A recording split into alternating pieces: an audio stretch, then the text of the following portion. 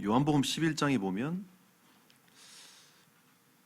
예수님께서 이런 말씀을 하십니다. 나는 부활이요 생명이니 나를 믿는 자는 죽어도 살겠고 무릇 살아서 나를 믿는 자는 영원히 죽지 아니하리니 이것을 네가 믿느냐라고 말씀하셨습니다.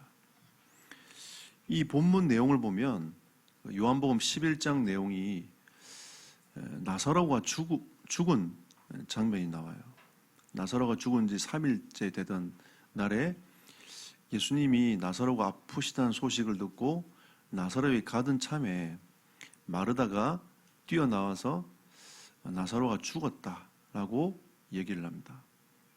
마리아는 집에 그냥 덜썩 주저앉아서 그 슬픔을 가지고 앉아있는 터였습니다. 그때 마르다가 이런 고백을 합니다. 나는 이제라도 주께서 무엇이든지 하나님께 구하시면 그대로 하나님께서 이루어 주실 것을 내가 믿습니다라고 고백을 해요.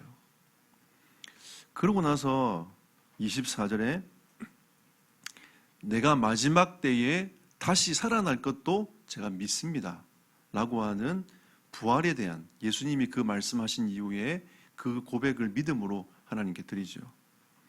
그리고 오늘 여러분과 제가 교동문 읽었던 것처럼 27절에 주는 그리스도시요 세상에 오시는 하나님의 아들이다 라고까지 고백을 합니다. 나중에 예수님께서 쭉 진행을 하고 난 이후에 무덤 앞에 가서 돌을 굴리라고 말씀해 놓고 돌을 딱 굴려놓은 사람들 앞에서 한마디로 말씀하시는 거죠. 나사로야 나오라고. 나사로가 살아나가지고 그 세마포를 풀고 나옵니다. 참 신기한 일인 거죠. 사람들은 그때 웅성웅성하는 거죠. 맹인을 고쳤던 저 예수님이 나사로를 죽지 않게 할 수도 있었는데 왜 나사로를 죽게 했을까? 사람들은 자기의 생각들 갖고 이런 얘기 저런 얘기들을 굉장히 많이 하고 있습니다. 그러면 예수님은 인간적인 생각으로 여러분이 원하는 걸 다 해결해 줘야 될 하나님이십니까? 아니죠. 우리는 하나님이 만드시고 우리를 통해서 하나님 영광 받기 위해서 여러분과 저를 하나님이 지으신 존재입니다. 여러분과 저에게 인격적인 걸 주셔가지고 이런 생각 저런 생각 이런 표현 저런 표현 할 수 있도록 하나님께서 해놓으신 거지, 여러분의 원하는 것을 하나님이 이루어주는, 그냥 여러분의 원하는 것을 채워주는 그런 귀신 같은 하나님이 아니라는 거죠. 하나님의 계획은 분명합니다. 무엇이 분명하냐면 타락한 인간이 다시 하나님께로 돌아오기를 원하시는 거죠. 그래서 구약에는 그 메시아에 대한 약속을 하셨고 그 메시아가 인간의 몸을 입고 오셨다는 것을 이 사복음서를 통해서 하나님이 말씀하고 계신 겁니다. 예수님이 죽으시고 부활하신 것도 다 예언되어 있던 내용이었습니다. 예수님이 이 땅에 오신 것도 다 하나님의 말씀에 예언되어 있던 것이었어요. 하나님의 주된 사역은 구원 사역입니다. 하나님의 주된 사역은 언약을 이루고 가는 사역입니다. 하나님의 주된 사역은 언약을 붙잡고 가는 여러분의 걸음을 축복하시고 여러분의 기도에 응답하시는 하나님이십니다. 그래서 우리는 귀신 같은 하나님을 섬기는 것이 아니고 하나님의 그 언약의 대열 속에서 언약의 백성으로 살아가는 하나님의 백성이라는 거죠. 그러니까 여러분의 생각에 되니 안 된 일을 판단하면 안 되고 하나님께서 우리를 통해서 하시고자 하는 그 계획을 발견하는 게 먼저 우선인 것입니다. 자, 오늘도 이 19장과 20장은 같은 맥락에 있습니다. 이 19장 1절에서 15절에 보면 남유다에게 하나님 말씀하시는 거죠. 유다야, 너희가 의지하던 애굽은 이렇게 무너지게 될 것이다. 말씀하고 있는 겁니다. 그리고 16절부터 25절까지는 무너진 이후에 여호와께로 돌아오게 될 것이다. 그리고 오늘 여러분 읽었던 20장 1절 6절에는 아수르의 애굽이 종속되게 될 것이다. 여러분 지난주가 어떻게 했습니까? 이 구스가 이스라엘에게 사신을 보내가지고 막 얘기하는 장면이 나오지 않습니까? 거기에 우리가 현혹되지 말라고 했단 말이에요. 근데 결국은 현혹되지 말라고 했던 그 메시지의 결과가 어떠냐? 결국은 아수르에 종속되어 버리는 구수가 아닌가, 애굽이 아닌가. 하나님 그 말씀을 하고 계시는 겁니다. 우리가 전체를 보면 이렇게 단락을 세 군데로 나눌 수 있습니다. 하지만 이 단락은 전체로 보면 딱 한 가지입니다. 하나님의 초점은 어디에 있습니까? 언약의 백성에게 있어요. 여러분 잘 보십시오. 하나님의 관심은 그 아수르나 애굽에도 있지만 하나님의 주된 관심은 누구에게 있냐면 언약의 백성에게 하나님은 다 관심이 있는 겁니다. 그러면 하나님은 언약의 백성을 통해서 시대를 살리기를 원하시는 게 하나님의 계획이라는 거죠. 하나님은 여러분과 저를 통해서 이 시대를 살리고자 하는 하나님의 계획이 있는 것입니다. 지금 사회가 어떠니, 이런 사람이 어떠니, 이 나라가 어떠니, 저 나라가 어떠니라고 하는 그 관점이 아니라 하나님은 여러분과 저에게, 언약의 백성에게 하나님은 관심을 두고 계신다는 거죠. 왜? 언약의 백성이 무너지면 다 고통당하지 않습니까, 여러분? 지금 우리는 그 내용을 지금 계속 얘기하고 있는 겁니다. 언약의 백성이 무너지면 결국은 다 고통을 당하는 거예요. 애굽도 고통을 당하는 거고. 왜? 하나님이 보여주시는 거죠. 너희가 하나님을 의지하지 아니하고 애굽을 쳐다보고 있지 않느냐. 하나님 애굽을 뒤흔드는 겁니다. 너희가 하나님을 의지하지 않고 아수르를 쳐다보고 있지 않느냐. 아수르를 하나님이 뒤흔드는 거죠. 하나님이 애굽과 아수르를 사랑하지 않는 게 아닙니다. 하나님의 언약의 백성이 언약을 이루어 가야 되고 구원을 이루어 가야 될 하나님의 백성인데 하나님을 의지하지 않고 있기 때문에 그거를 다시 하나님을 의지하도록 만들어가는 하나님의 계획이 있는 거죠. 우린 지금 열방의 나라를 심판하고 계시는 그 본문 말씀에 있습니다. 13장부터 25장까지 쭉 지나가고 있으니까 우리가 이거 잘못 보면 그냥 하나님 멸망시키는 하나님인 것처럼 우리는 보는 거죠. 근데 하나님은 그 초점에서 우리에게 말씀하신 게 아니라 하나님을 의지하라고 말씀하고 있는 거죠. 그래서 하나님은 여러분과 저를 빛의 자녀로 부르셨습니다. 여러분을 통해서 세상에 빛을 밝히기 원하시는 거고, 여러분을 통해서 하나님의 구원사를 이루기 원하시는 거고, 여러분을 통해서 하나님은 언약을 성취하기를 원하신다는 거죠. 여러분과 저는 이번 주간에 빛의 자녀의 축복을 마음껏 누리는 은혜의 길을 축복합니다. 이 빛의 자녀는 첫 번째로 하나님을 의지하며 살아야 돼요. 자, 오늘 이 빛의 자녀인 이사야 선지자는 어떤 행동을 했습니까? 20장 2절에서 3절 보십시오. 그때 여호와께서 아모스의 아들 이사야에게 말씀하여 이르시되 갈지어다 내 허리에서 배를 끄르고 내 발에서 신을 벗을지라. 그럼 이제 배에서 끄르다는 말은 옷을 벗기 위해 끄르는 거죠. 그리고 신을 벗으라는 말은 네 생각과 네 중심이 아니라 너에게 시키는 자에게 그 말을 들으라는 의미가 있는 겁니다. 하나님께서 모세에게도 네 발에 신을 벗으라고 했잖아요. 네 그동안 생각하고 살아왔던 그 80년의 세월을 이제 내려놓고 나의 언약의 말씀을 붙잡고 언약을 성취해갈 지도자로 서라고 하나님이 모세에게 말씀하셨던 것처럼 이사야에게도 이렇게 말씀하고 있는 겁니다. 배에 끈을 끌고 그다음에 신을 벗는 행동을 하는 거죠. 그리고 하나님이 뭐라고 말씀하십니까? 그가 그대로 하여 벗은 몸과 벗은 발로 다니니라. 얼마나 수치스럽습니까? 그죠? 근데 나중에 이 말은 그와 같이 네가 이렇게 겉옷을 벗고 신발을 벗고 걸어 다니고 있는 그 수치스러움처럼 애굽도 그렇게 될 것이다 라고 하는 하나님의 메시지가 담겨져 있는 겁니다.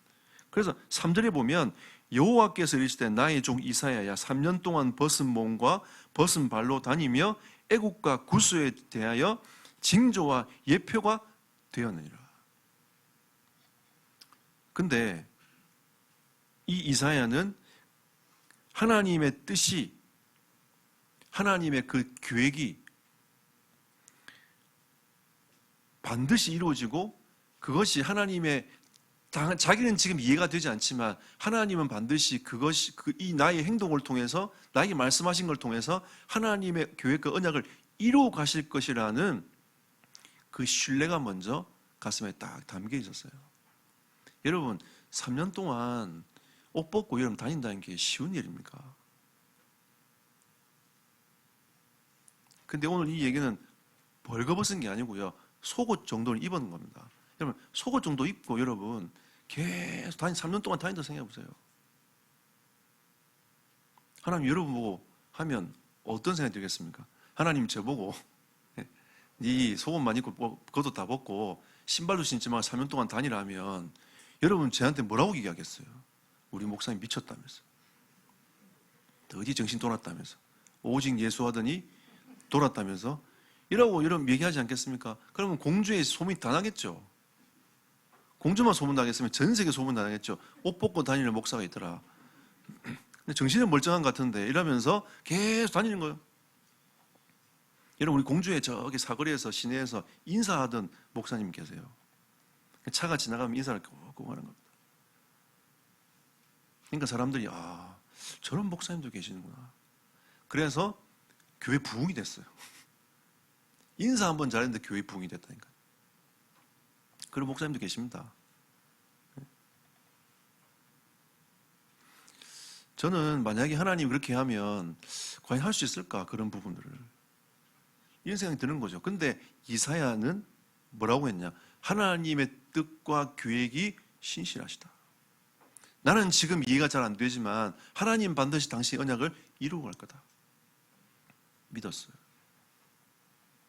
여러분, 우린 때로는 어려움과 왜 이런 일이 생겼을까라고 하는 고민들을 굉장히 많이 하는 일들이 많이 생겨요. 여러분, 그 모든 것에는 하나님의 계획과 뜻이 있습니다. 여러분 견디기 힘들고 어려운 일이지만 하나님은 그걸 통해서 뭘 하기 원하세요? 하나님을 의지하기를 원하시는 겁니다. 그걸 통한 하나님의 메시지가 들어가 있는 거죠. 그래서 하나님보다 애굽을 의지했던 결과에 대해서 하나님이 말씀하고 계시는 거 아닙니까? 오늘 19장 1절부터 15절까지 내용을 보십시오. 그들은요 10가지의 신을 믿고 있던 어떻게 보면 더 많은 신을 믿고 있던 다신론을 주장하는 애굽이었습니다. 여러분 이스라엘 백성들이 애굽에서 나올 때에 10가지 재앙이 일어났잖아요. 그 재앙에 대한 부분들은 애굽의 모든 신들을 꺾으시는 하나님에 대하여 설명하고 있는 겁니다. 그러면 애굽은 하나님을 섬길 수 있는 많은 기회들이 있었단 말이에요. 왜? 우리의 애굽의 신들을 다 꺾고 이스라엘 백성들을 이끌어서 가나안 땅 가게 만들었던 여호와 하나님이 아니시냐.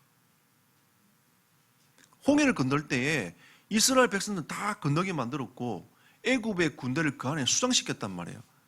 우리의 군대를 멸하신 하나님이 아니시냐. 그 어마어마한 광야를 40년 동안 보호하시고 인도하셨던 하나님이 아니시냐. 가나안을 정복하게 만들어서 지금의 이 이스라엘을 있게 만드신 하나님이 아니시냐. 하나님은 애굽에게 어마어마한 메시지를 전달했습니다. 근데 애굽은 하나님께 돌아오지 않았어요. 하나님이 애굽을 사랑하지 않았던 게 아니에요. 하나님은 끊임없이 메시지를 전달했단 말이에요. 근데 그들은 하나님을 섬기지 않고 다른 신들을 섬겨왔습니다. 귀신을 섬겨왔단 말이에요. 하나님을 대적했던 그 마귀를 섬기는 그 일을 계속 해왔던 민족이 애굽이었습니다. 그래서 1절부터 15절까지 애굽이 어떻게 비참한 현실로 가고 있는가에 대해서 하나님은 쭉 말씀하십니다. 너희가 의지했던 애굽 봐봐라. 영원히 갈 것 같은 그 애굽 봐봐라. 또 애굽은 모든 문명이 애굽에서 시작됐다라고 자기들은 생각을 하고 있는 겁니다. 그를 의지했던 유다에게 하나님이 말씀하고 있는 거죠. 그리고 오늘 20장 4절에서 5절 말씀 보십시오. 이와 같이 애굽의 포로와 구스에 사로잡힌 자가 아수르의 왕에게 끌려갈 때에 젊은 자나 늙은 자나 다 벗은 몸과 벗은 발로 볼기까지 드러내요. 애굽의 수치를 보이리니. 옷 다 벗고 끌려가는 거죠. 그리고 그들이 바라던 구스와 자랑하던 애굽으로 말미암아 그들이 놀라고 부끄러워할 것이라. 이렇게 지금 말씀하고 있는 겁니다. 이런 결과가 온다는 거죠. 여러분, 우리는 계속 이 이사야를 통해서 모든 주권은 하나님께 있다는 것을 우리는 끊임없이 하나님의 메시지로 받고 있습니다. 여러분 인생, 우리의 모든 삶, 주권은 하나님께 있습니다. 여러분이 흥하고 쇠하는 거 하나님 손에 있어요. 여러분이 아무리 노력하고 힘을 써도 하나님은 그걸 흥하게 할 수 있고 쇠하게 할 수 있는 하나님이십니다. 여러분 어떤 상황인지 할지라도 여러분을 지키시고 보호할 수 있는 하나님이십니다. 거기에서 여러분을 구원할 수 있는 하나님이십니다. 하나님이 한마디 하시면 된다니까. 나사로야 나오라 라고 하면 죽은 나사로도, 죽은 지 3일 된 나사로도 나오는 겁니다. 그러면 하나님이 죽을 수 있는 사람을 살리지 않는 것은 하나님의 계획이 있는 거죠. 그죠? 죽을 사람을 하나님이 살리신 것도 하나님의 이유가 분명히 있는 겁니다. 그래서 하나님은 여러분과 저를 통해서 이 빛을, 이 생명의 빛을, 언약의 빛을 이 세상에 비추기를 원하시는 거죠. 하나님은 빛을 비추는 언약의 백성으로 여러분과 저를 부르셨습니다. 우리가 하나님을 의지해서 빨리 이 세상에 영적인 빛을 비추어야 됩니다. 어둠이 가득한 이곳에 빛을 비추어야 돼요. 예수 그리스도는 우리들의 참된 빛입니다. 하나님이 우리에게 사람의 빛으로 어두워져 있는 인생의 참된 빛으로 오신 예수 그리스도에 대해서 말씀하고 있습니다. 여러분, 우리 인생은요, 창세기 3장 사건을 통해서 인생 자체가 다 어두움에 덮여버렸어요. 이사야 선지자는 이걸 뭐라고 했냐? 어두움이, 캄캄함이 만민을 가리웠다 했어요. 하나님의 뜻이 무엇인지, 어떤 게 진리인지, 어떻게 바르게 사는 삶인지 몰라요. 또 진리 앞에 서지 못하고 있는 인생이라고 성경은 말씀하고 있습니다. 그 인생에게 빛을 하나님이 쫙 비추시는 겁니다. 그분이 누구라고요? 예수 그리스도시라. 하나님은 오늘도 여러분과 저에게 빛을 쫙 비추십니다. 우리가 진짜 그리스도가 주인되고 그리스도의 말씀을 받으면 여러분에게 빛이 쫙 비춰지는 겁니다. 그럼 여러분에게 있는 어두움이 걷히기 시작하는 거예요. 하나님이 그 일을 하기 원하시는 겁니다. 그래서 이 세례 요한이 뭐라고 합니까? 요한복음 1장 29절에 세상 죄를 지고 가고 있는 세상의 빛 대신 예수 그리스도 아니냐. 우리 인생이 해결하지 못하는 인생의 근본 문제를 해결하신 그리스도가 아니냐. 그러니까 여러분, 우리는 정체성을 똑바로 가지고 있어야 됩니다. 여러분 지금 어떤 상태에 있든지 여러분 속에 계신 예수 그리스도, 생명의 빛 되신 예수 그리스도 때문에 여러분은 빛을 밝힐 수 있는 하나님의 자녀라는 것을 잃어버리면 안 돼요. 그래서 에베소 5장 8절에 전에는 어둠이었더니 이제는 주 안에서 빛이라. 하나님의 말씀이 우리에게 선포하고 있지 않습니까? 너희는 전에 어둠이 있지 않냐? 이제는 그리스도 안에서 빛이라. 아멘. 여러분이 그리스도 안에 있기 때문에 여러분 빛을 비출 수 있는 인생이라는 겁니다. 또 이 빛 바라면 또 선하게 살아야 되고 이 살아야 된다고 얘기를 하고 있는데 여러분 선하게 사는 문제는 그 다음 문제예요. 여러분이 어떤 마음을 가지고 어떤 정체성을 갖고 있느냐가 중요한 것입니다. 야, 내 안에 계신 이 그리스도로 말미암아 하나님은 이 세상을 살릴 수 있는 은혜의 빛을 가지고 계신 예수 그리스도시구나. 이 그리스도 때문에 나를 살리고 사람을 살릴 수 있는 근원의 빛이구나 라는 것을 내가 소유했구나라는 사실을 여러분이 가슴에 딱 담고 있어야 돼요. 빌립보서 2장 15절에 하나님의 흠없는 자녀로 세상에서 그들 가운데 빛들로 나타내며, 하나님이 여러분을 빛들로 쭉 이 세상에 보내어서 빛을 밝히기 원하시는 겁니다. 우리 지금 성도들은 12군데 지역에 살고 계십니다. 하나님 그곳에 보내신 것은 빛을 밝히라는 거죠. 등대를 밝히라는 겁니다. 빛을 밝혀야 여러분 그 빛으로 나오는 겁니다.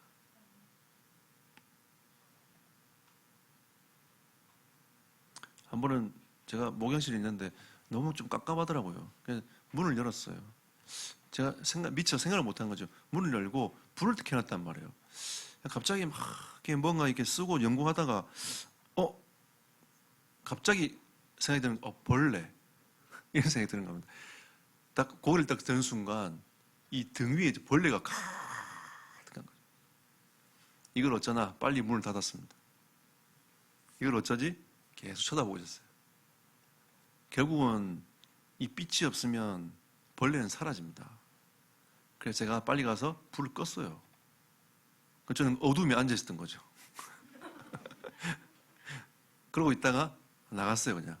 왜냐하면 계속 이 생각이 들어서 집중이 안 되는 거죠. 한참 나가다 들어와서 다시 문을 열고 제가 불을 켜지 않았으면 다시 들어갔어요. 혹시 저 바깥에 빛을 보고 이 벌레들이 저기 벽에 붙어 있을까 봐. 그 다시 불을 켰더니 벌레들이 어디 가고 없는지 다 막 밑으로 있잖아요. 이렇게 떨어져 있더라고요. 여러분, 빛이 있으면 뭔가는 날아와요. 뭔가는 오게 돼 있습니다. 우리가 전도해야 된다, 말해야 된다, 그 의미가 아닙니다. 여러분이 빛을 밝히고 있으면 무엇인가는 오게 돼 있다니까요. 하나님이 여러분과 저에게 무엇인가 오도록 하나님이 영혼 살리도록, 생명 살리도록, 모든 영혼을 회복하도록 하나님이 만들어 가시는 겁니다. 그것 때문에 하나님이 여러분과 저를 이 땅에 보냈단 말이에요. 여러분 현장에 보내신 겁니다. 빛을 밝히라고 있어요. 밝히라고. 그래서 베드로전서 2장 9절에 보면 하나님이 우리를 기이한 빛에 들어가게 하신 아름다운 덕을 선포하는 자가 되어라. 하나님이 예수 그리스도로 말미암아 나에게 주신 이 그 은혜를 선포하는 자가 되어라 라고 말씀하고 있는 겁니다. 여러분, 진짜 그리스도의 빛을 밝히는 은혜가 있기를 축복합니다. 하나님 여러분과 저를 그런 존재로 부르셨어요. 여러분 현실 쳐다보고 낙심하지 말고 나는 지금 이런 삶을 살아가고 있지만 하나님이 나에게 이 기이한 빛을 선전하는 자로 나를 부르셨구나. 아멘. 하고 여러분이 그 자리에서 그리스도 이름을 고백하고 예배자로 서면 빛이 쫙 밝혀져요. 오늘 마르다 고백하지 않습니까? 마르다가 뭐라고 고백했습니까? 당신은 그리스도십니다. 빛이 쫙 비쳐. 여러분, 우리는 이런 예수 그리스도의 언약의 백성으로서 빛을 비추는 은혜가 있어야 되겠습니다. 결론 맺겠습니다. 자, 그럼 우리의 사역은 어떤 사역이 되어야 됩니까? 여러분, 오늘 19장 16절 25절에 보면 앞과 20장 이 뒤 사이는 애굽이 그렇게 무너지게 될 것이고 아수르에 종속될 거라고 얘기하면서도 이 중간에는 뭐라고 하나님이 말씀하시냐면 내가 그들을 사랑하니까 그들이 회복될 거다 라고 말씀하신단 말이에요. 그럼 하나님은 이 메시지가 어떤 메시지냐면 이방을 향한 하나님의 마음이라는 겁니다. 너희가 지금 하나님을 의지하지 않고 있는 이유가 뭐냐면 나는 지금 이방을 사랑해서 이방을 살리길 원하는데 너희들은 지금 뭐하고 있느냐 라고 하는 이스라엘을 향한 메시지입니다. 여러분, 나는 이 이방을 회복하고 살리고 복음이 증거되기 원하는데 너희가 지금 그렇게 무너져 있으면 어떡하느냐 라고 하는 하나님의 메시지예요. 빛을 가지고 빛을 밝혀야 될 하나님의 백성이 빛을 밝히지 못한 갈등하고 늘명하고 걱정하고 현실에 무너져 있고 이러다 보니까 하나님이 답답하시고 안타까워하시는 거죠. 그 메시지가 삽입되어 있는 거예요. 그래서 하나님 뭐라냐, 이방을 내가 이 복음으로 너에게 준 그 빛으로 회복하기를 원한다. 그리고 이방 나라에 이 복음이 증거되기 원한다. 지금 우리 5천 종족에 우리가 언제 가겠습니까, 여러분? 237 나라 어떻게 가겠냔 말이죠. 여러분, 우리나라에 지금 들어와 있는 이 다민족들이 200만이 넘습니다. 지금 좀 정리가 되어 250만 올라갔다가 200만 언저리에서 이렇게 들어와 있어요. 그리고 이제 그 데이터에 잡힌 나라가 한 17군데 나라, 나머지는 기타로 분리되어 있습니다. 여러분, 희한한 건 뭔지 아세요? 17개 나라가 여러분, 이 다 미전도 족속이에요. 희한합니다, 여러분. 하나님 메시지를 여러분 보고 계십니까? 이게 보이세요? 5천 정도 살릴 그 응답이 일단 대한민국에 있습니다. 그 중에 1등 나라가 중국입니다. 근데 이 중국은 일단 데이터가 어떻게 잡혔는지 모르겠지만 15억 인구 중에 한 기독교인 1억까지 올라갔다라고 얘기를 하고 있어요. 그건 정확한 데이터는 잡히지 않고 있습니다. 그럼 그 정도면 굉장히 많이 올라간 거죠. 중국은 제외 시킨다 할지라도 16개의 나라의 이 인구들을 쭉 보면, 비율을 보면 그 나라의 사람들이 지금 한국에 들어와 있어요. 여러분, 우리 주변에 다민족들 정말 많습니다. 어제 제가 운동하러 저기 나갔는데 갑자기 비가 오더라고. 그래서 비 맞고 이제 운동을 제가 했어요. 근데 거기에도 한국 사람 아무도 없는데 중국 사람만 몇 명이더라고. 그래서 가만히 보면서 그래, 하나님은 지금 이 시대에 우리에게 지금 이 237을 향한 5천 종족을 향한 하나님의 메시지를 지금 끊임없이 전달하고 계신데 우리는 눈이 어두워가 보지를 못하고 있는 겁니다. 하나님은 이방 나라에 관심이 있다니까요. 하나님이 이 나라를 부강시켜 놓고 이제는 드림이 미국이 아니고 한국이 됐어요. 하나님이 모든 족속들을 끌고 들어오는 겁니다. 지금 이 기회를 놓치면 안 됩니다. 우리가 지금 하나님의 메시지와 이 응답과 축복을 놓쳐서는 안 돼요. 여러분이 영적 힘을 잃을 때가 아니라니까요. 하나님이 주신 영적 힘을 딱 가지고 그리스도의 빛을 밝힐 어마어마한 지금 시간표가 왔습니다. 이게 우리의 사역입니다. 하나님이 그걸 딱 준비해 놓고 계세요. 뭐가 좋니? 뭐가 안 좋니? 지금 그거 논쟁할 시간이 없습니다. 여러분, 이 복음의 빛을 밝혀야 된다니까. 나는 지금 준비가 덜 됐느니 잘 됐느니 그를 논쟁할 필요 없어요. 그냥 예수 이름 말하면 돼. 초대 교인들은 내가 예수를 만났다고 그냥 얘기하고 다닌 겁니다. 거기에 하나님 역사하신 거예요. 준비는 뭐가 필요하냐? 아, 나를 하나님 빛으로, 나를 빛의 자녀를 부르셨구나. 내가 이 복음을 선포해야지 라고 하면서 마음만 딱 먹는 게 여러분 준비예요. 지금 우리가 오후에 지금 계속 메시지를 준비하고 있지만 사실 그건 그 다음 문제입니다. 메시지 다 준비해놓고 나가서 말 안 하면 무슨 소용이 있습니까? 하나님이 여러분과 저에게 이 이방을 향한 하나님의 마음을 가슴에 딱 담도록 향하시는 겁니다.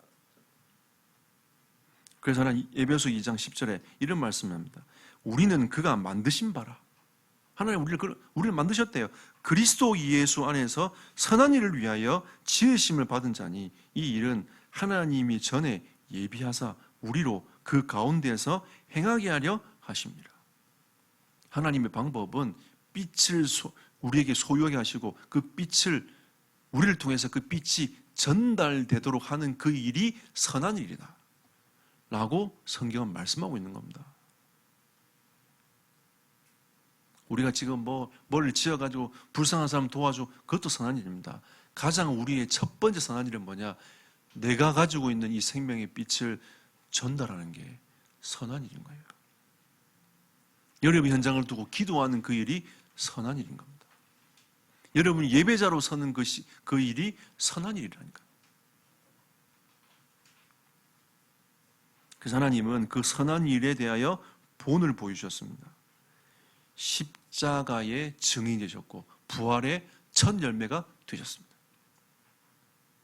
여러분, 십자가는 왜 십자가 지셨습니까? 여러분, 피 흘리심이 없으면 죄사함을 얻지 못합니다.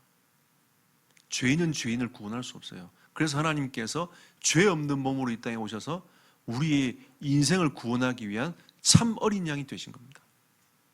그 십자가에 흘리신 그 피로 말미암아 우리가 죄사함을 얻는 은혜를 입게 된 거죠. 그리고 우리가 인생에 가지고 있는 그 근본 문제, 하나님 앞에 불순종해서 들어온 그 죄 문제로 인하여 우리가 하나님을 만나지 못하고 있는 하나님과 단절된 인생 아닙니까? 그 죄 문제를 해결하여서 하나님을 만날 수 있는 길을 열어주신 그 사건이 십자가 사건인 거예요. 우리는 그냥 이거 단순하게 생각하면 안 됩니다. 하나님과 통하고 만날 수 있는 하나님 모든 문을 열어가신 이 문이 십자가 사건인 거죠. 부활 사건은 무엇입니까? 우리에게 참 소망을 주시는 겁니다. 부활의 첫 열매가 되셔서 너희도 이와 같이 부활하게 될 것이다. 여러분, 예수님이 몸소 보여주셨어요. 여러분과 저도 그렇게 부활하게 될 것입니다. 그래서 여러분, 한 번씩 영화에 보시면 교회가 나오잖아요. 그 교회 옆에 보면 무덤들이 굉장히 많이 있습니다. 우리는 지금 공동묘지 가고 뭐 어디 가는 걸 싫어하지만 여러분, 진짜 진정한 기독교회는 죽음과 삶을 여러분 분리시키지 않습니다. 같이 가는 거예요. 죽음이 두려움이 아니라 우리가 다시 하나님을 향하여 생명으로 부활될 것이니까 이 죽음과 부활 자체를 함께 보고 가는 거죠. 그래서 교회 옆에 무덤이 있는 겁니다. 우리는 참된 부활 신앙을 갖고 있어야 돼요. 우리는 예수 그리스도로 말미암아 그 은혜를 받은 인생이 아닙니까? 이 땅에 살아가는 동안에 나그네 인생을 살면서 잠시 머물렀다가 하나님의 나라로 영원히 가는 것입니다. 우리가 이 땅에 살아가는 동안에는 뭐 하면 되죠? 이 빛을 밝히는 사명을 하면 됩니다.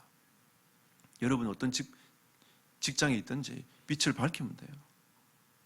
어느 지역에 있든지 빛을 밝히면 됩니다. 하나님은 그 일을 위하여 여러분과 저를 부르신 겁니다. 여러분은 하나님이 빛의 자녀로 부르셨습니다.